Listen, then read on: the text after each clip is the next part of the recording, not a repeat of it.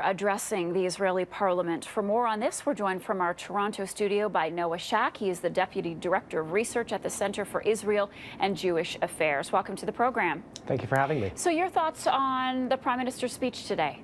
Well, I thought Prime Minister Harper did an excellent job of articulating just what are the bonds that tie Canada and Israel together, going through the shared values that both countries hold dear, and highlighting the tremendous opportunities that have presented themselves and continue to present themselves moving forward with the friendship. And he was called a great friend by the Prime Minister, Benjamin Netanyahu. What does it mean to Canada to have such a strong relationship with Israel? Well, I think there are a number of things. One of them is economic. Israel's at the forefront of a number of fields that are very important, be it high-tech innovation, water management, and it runs the gamut. And Canada has a lot that we can benefit from Israeli expertise in this regard, but it goes both ways. Israel also is just discovering new natural gas resources, and Canada is uniquely placed to be able to go in there and help them to exploit those resources. So there's a lot of area in terms of economics for Canada and Israel to really bring a lot of benefit to each other. And I think that's a very significant avenue that everybody's looking to expand coming out of the trip. Is there a risk here of being too close? If Harper was ever in a position where he disapproved of something that was happening, would he be able to speak up, do you think?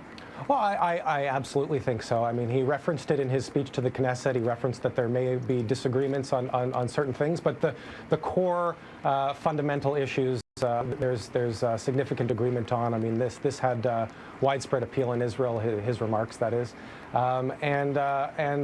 You know, it's really based on the shared values that underline both of our countries, the shared values of liberty, human rights, democracy, and I think those are really the foundational elements of the relationship.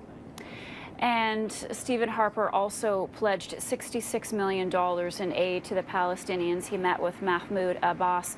What do you make of their relationship at this point, and is there something more that Canada can do to move beyond that tension over Canada's opposition to the Palestinian bid for observer status at the UN?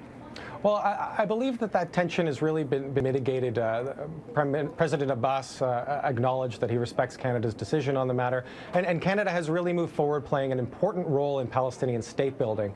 This aid package is supposed to help them build institutions for law and order, for their justice sector, and to help bolster the Palestinian economy. And while the Americans have really been taking the lead in the negotiations, Canada has been playing a crucial leadership role in helping to create the conditions for peace.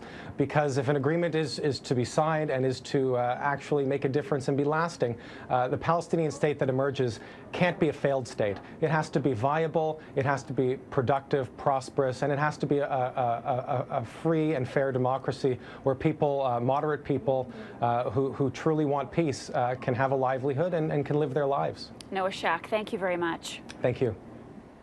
Countries around the world